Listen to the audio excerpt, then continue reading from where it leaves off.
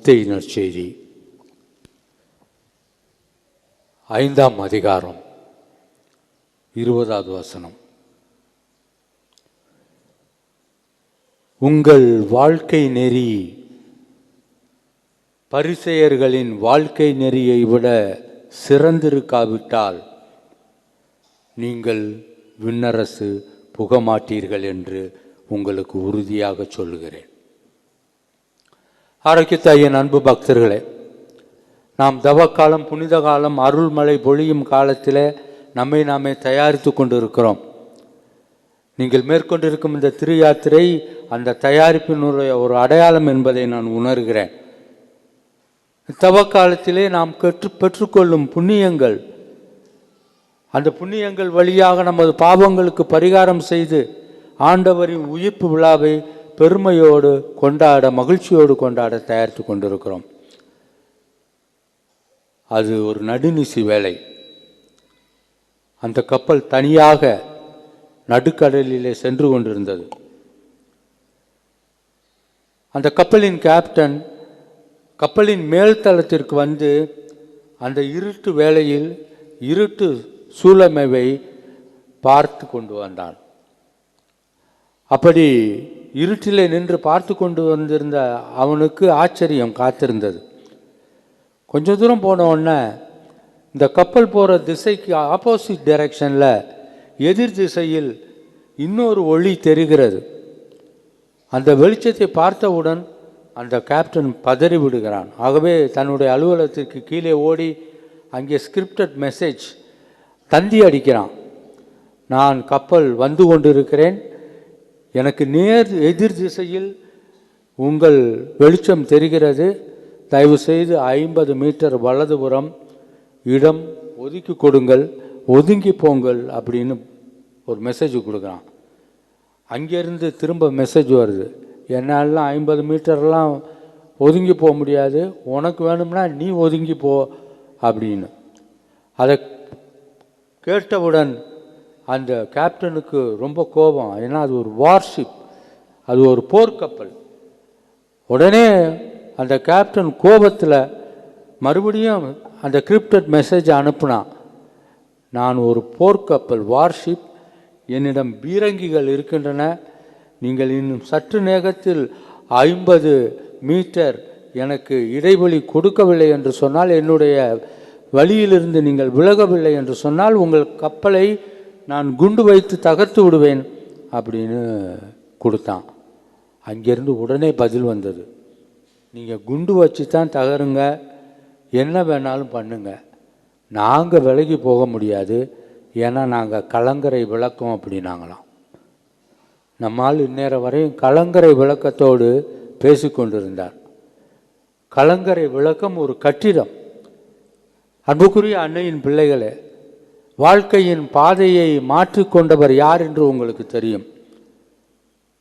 கடவுள் நமது கலங்கரை விளக்கம், நாம் படகுகள். ஆகவே இந்த படகுகளாகிய நம்முடைய வாழ்க்கையை நாம் கடவுளோடு மோதவிட்டால் என்ன நடைபெறும் என்று சொல்ல முடியாது. C.T. சிட்ரசன் ஒரு ஆங்கில மிகவும் பிரபலியமான எழுத்தாளர். அவர் சொல்லுவார், men cannot break the laws of God, but they will break themselves. கடவுளின் கட்டளைகளை எந்த மனிதராலும் உடைக்க முடியாது, மாறாக அவர்கள் அவர்களுக்குள் உடைந்து போவார்கள் என்று சொல்லுகிறார்.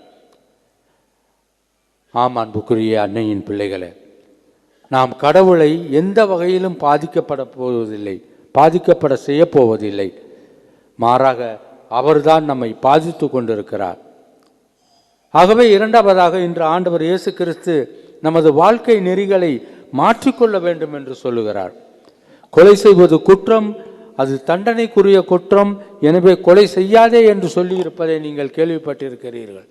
ஆனால் ஆண்டவர் சொல்றாரு, தன் சகோதர சகோதரிகள் மீது சினம் கொள்பவர், கோபம் கொள்பவர் தண்டனை தீர்ப்புக்கு உள்ளாவார் என்று சொல்லுகிறார். கோபம், இன்னைக்கு நிறையா பேர் அதான் ஷேர் பண்ணாங்க. டெய்லி நான் பல பேர்கிட்ட பேசிகிட்டு இருக்கேன்.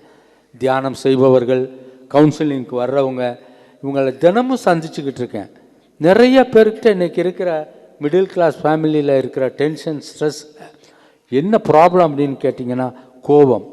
சாமியார் சொல்கிறாரு, சிஸ்டர் சொல்கிறாங்க, பிஷப்ஸ் சொல்கிறாங்க, உங்களை மாதிரி சகோதர சகோதரிகள் சொல்கிறாங்க, கோபம் வருது சாமி, எல்லையற்ற கோபம் வருது. இதுக்கு முன்னாடியெல்லாம் அப்படி இல்லை, இப்போ தான் அப்படி என்ன பேசுகிறேன்னே தெரியலை, டென்ஷன் ஆயிடுறேன் அப்படின்ட்டு பெருசுலேருந்து சிறுசு வரைக்கும் கோபத்தை இன்று எப்படி கையாள்வது என்று பார்த்து கொண்டிருக்காங்க என்பதை பார்க்குறோம்.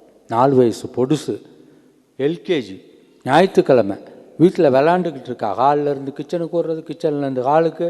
அவங்க அம்மா பார்த்தாங்க, இங்கே பாரு ஹாலில் விளையாடு, கிச்சனுக்கு வராத, அம்மா வேலை செஞ்சிகிட்ருக்கேன், சமைச்சிக்கிட்டு இருக்கேன், இங்கே வந்தீங்கன்னா எண்ணெயெல்லாம் இருக்குது ஊற்றிடும், போய் ஒழுங்காக ஹாலில் விளையாடு. அவள் போனால் திரும்ப வந்தால் திரும்ப டிஸ்டர்ப் பண்ணா.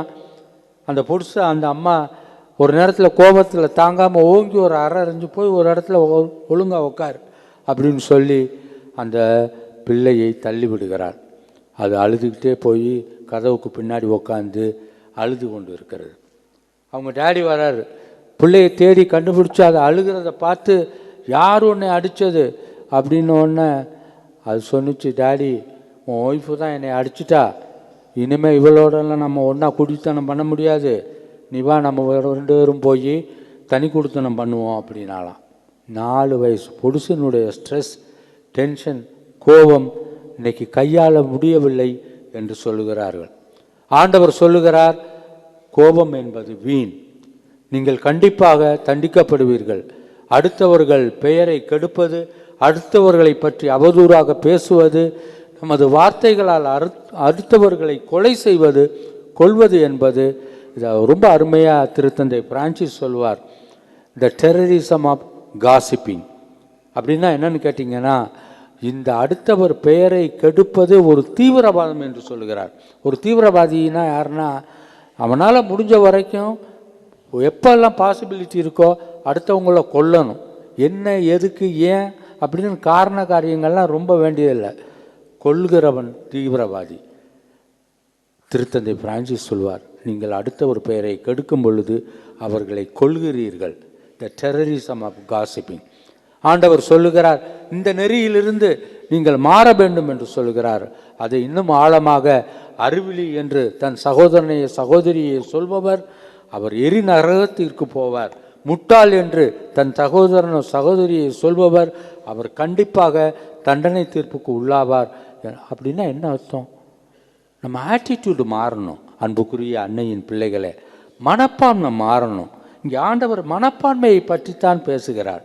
உங்கள் மனப்பான்மை எப்படி இருக்குது? நீங்கள் வெளியே செயல்படுறதெல்லாம் ஓகே, பட் உங்கள் மனப்பான்மை அது எந்த லெவலில் இருக்குது அப்படின்னு கேட்குறார். அதனால தான் சொன்னார், நீ காணிக்கை செலுத்த போகும் பொழுது அப்பொழுது என் சகோதர சகோதரிகளிடத்தில் நான் மனத்தாங்கல் கொண்டிருக்கிறேன், சண்டை போட்டிருக்கிறேன், பெயரை கெடுத்திருக்கிறேன், ஏமாற்றி இருக்கிறேன், அவர்களை கைகழுவி இருக்கிறேன், அவர்களை நான் கெட்ட எண்ணத்தோடு நினைத்து பார்த்திருக்கிறேன் என்று எப்பொழுது நீங்கள் நினைக்கிறீர்களோ அந்த காணிக்கையை அங்கேயே வச்சுட்டு அதே பீடத்தில் வைத்து கொண்டு சென்று அவரிடம் நல்லுறவு கொண்டு, புது மொழிபெயர்ப்பில், பழைய மொழிபெயர்ப்பில் சமாதானம் செய்து கொண்டு அப்படின்னு இருக்கும்.